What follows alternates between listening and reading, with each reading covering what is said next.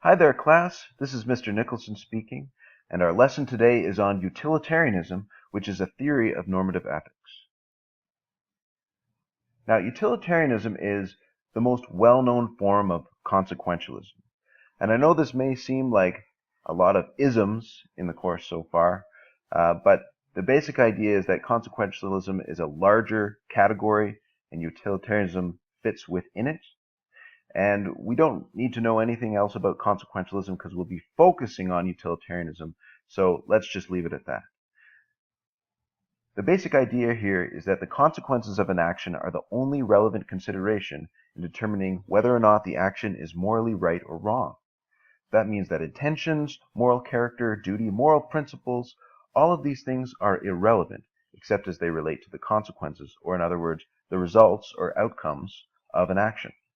So that means that it doesn't matter whether I'm a good person or whether I intended to do something right.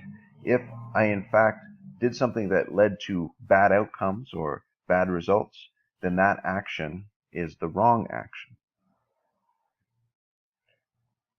Utilitarianism was first introduced by Jeremy Bentham and then developed later by John Stuart Mill. Now, both of these philosophers lived during the 1700s and 1800s, and they thought that the right thing to do is determined by the principle of utility, or the greatest happiness principle.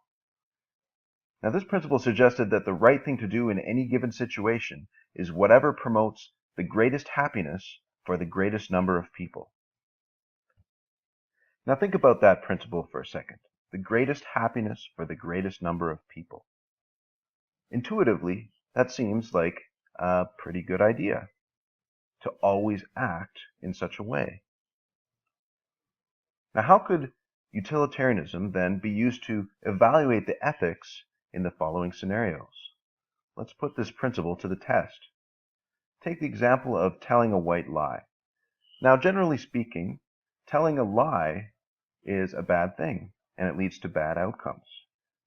When you tell a lie to your friend, you become less trustworthy, and you may hurt him or her in some way. However, if you tell a white lie, a lie that is intended to promote good, you may in fact promote good, or you may end up promoting more bad. It depends on the situation. If you're lying to your friend and saying that they look great when they don't, that might be a lie that actually is a good lie to tell. And certainly, if the Nazis come to your door and you're living in Nazi Germany and you're hiding a Jewish refugee in your basement, it's probably a good idea to tell a lie when they ask you, are you hiding a Jewish refugee in your basement? Another example, stealing a loaf of bread. Now, generally speaking, it's wrong to steal. And a utilitarian would say, well, it's wrong to steal because it causes bad outcomes. For, in this case, the baker is left without a product and takes a hit on his bottom line. And it also may cause you guilt and may have other bad outcomes as well. However, if you steal a loaf of bread for your starving family, and without that loaf of bread your family would starve, then maybe in that circumstance it's a good idea. Because, a utilitarian would say, because it promotes the greatest happiness for the greatest number. Now, what about drinking and driving? Well, generally, it's inconvenient if you're at a bar or at a party and you really just want to get home, you want to drive home. It's inconvenient to take a cab or take a bus. However, if you were to drive home and hit someone on your way home, that would be a horrible outcome, a horrible result. And so because of that possibility, the utilitarian would say drinking and driving is wrong. The inconvenience is negligible in comparison to the horrible result that could occur if you happen to hit someone. So the utilitarian equation then is that the right action in any given situation is an action that will bring about the most happiness to the greatest number of people. Now, this sounds great in theory, but what does it mean in practical application? And this is a challenge for the utilitarian. First of all, how do we define happiness? Different people may define happiness differently, and if they do so, then they may come up with different answers to various moral questions. Similarly, how do we define people? And how do we quantify happiness? Is it even possible to quantify happiness? So let's take a look at defining people, first of all, or entities worthy of moral consideration.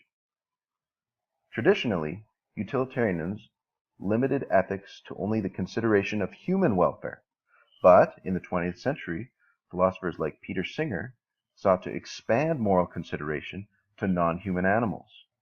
After all, isn't animal cruelty immoral? Think about that. Is animal cruelty immoral? I think most of us would say yes, that you shouldn't torture your dog if you have a dog. That's the wrong thing to do. Now, why is this the case? Is it because animals are worthy of moral consideration? Well, in the Enlightenment, and for philosophers like Jeremy Bentham, they didn't actually think this. But in the 20th century, people have suggested, well, maybe we should expand our moral consideration to other entities, beings, besides just human beings. So if this is the case, then shouldn't we all be vegetarians? Well, that's a question for another day. That's an applied ethics question. Okay, now on to defining and quantifying happiness. Utilitarians are typically hedonistic. This means that they think that measurable happiness or well-being involves maximizing pleasure and minimizing pain. Think about that. Maximizing pleasure, minimizing pain.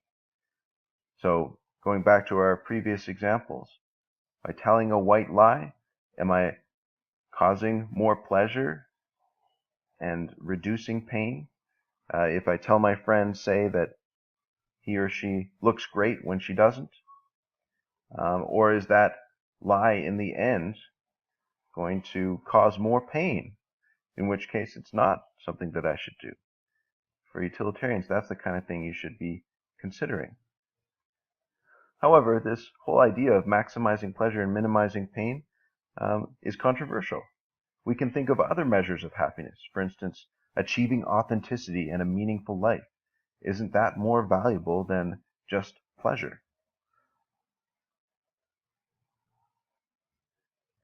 Once we define happiness, then we need to measure it somehow. How can we, even if we define happiness as pleasure and we're happy at defining it as that, how do we measure it?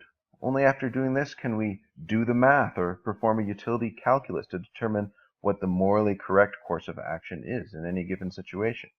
You can imagine that all of these obstacles are difficult for the utilitarian theorist to overcome. Should morality be cast as an equation? This is a problem for the utilitarians. One might be skeptical of utilitarianism because it seeks to formalize ethics in the form of a rational equation. In reality, we know that moral issues are much messier than that. However, even if utilitarianism is far from being an exact science, there's no question about that, it is a lens through which we can reflect upon and consider moral questions. So we shouldn't abandon it as a theory before we've even gotten started. Utilitarianism has survived as normative ethics theory because it connects with moral intuitions many of us have.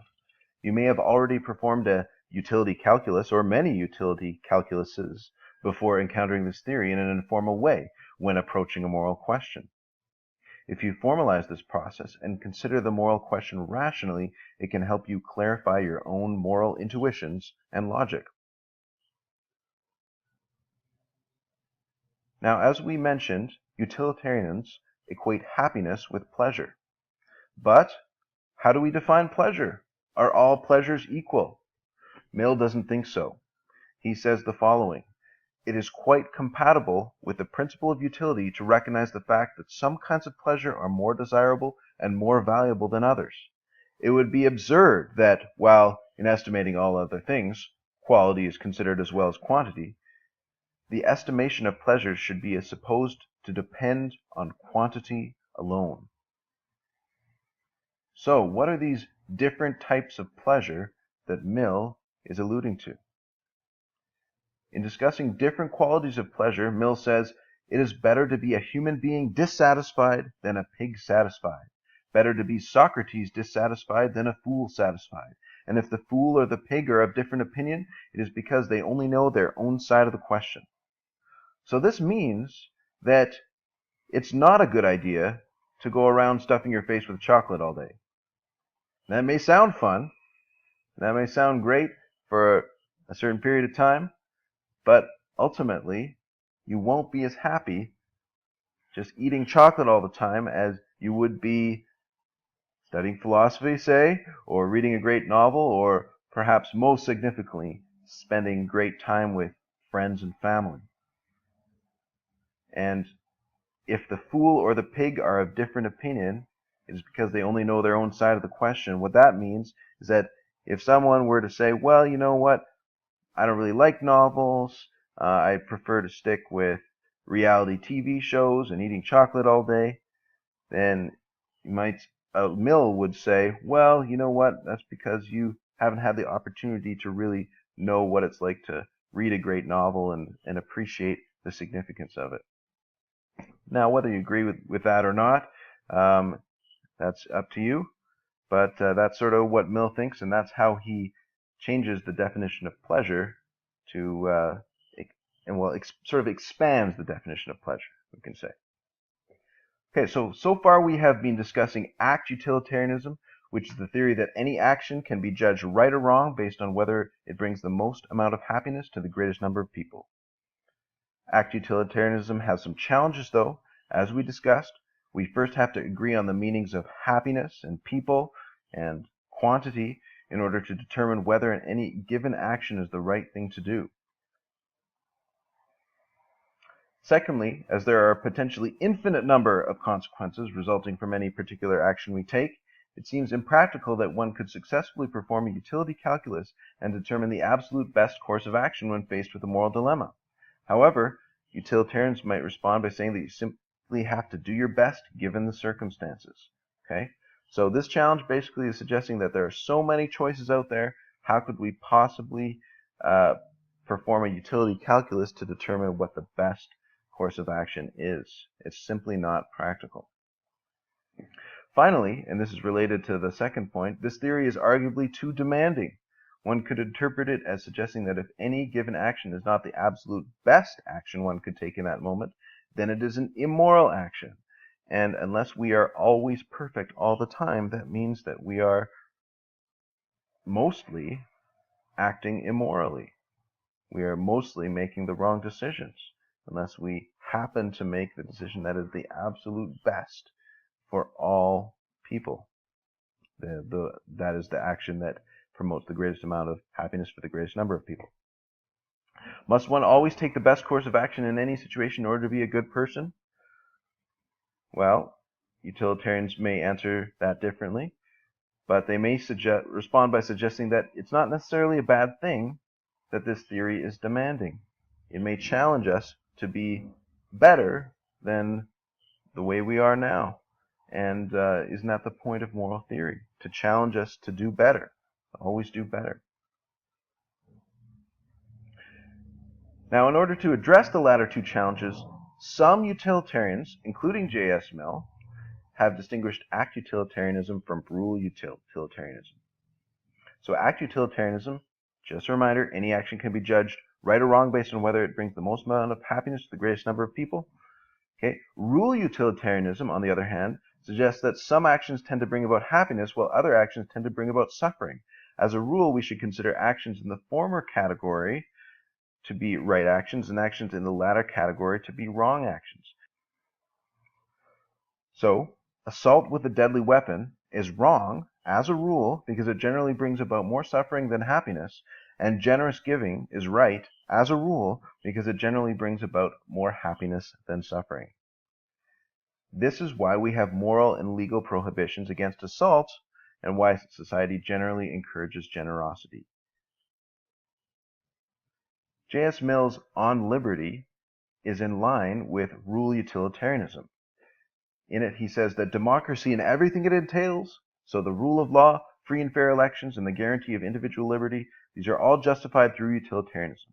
Overall, people in democratic societies are better off than people in non-democratic societies.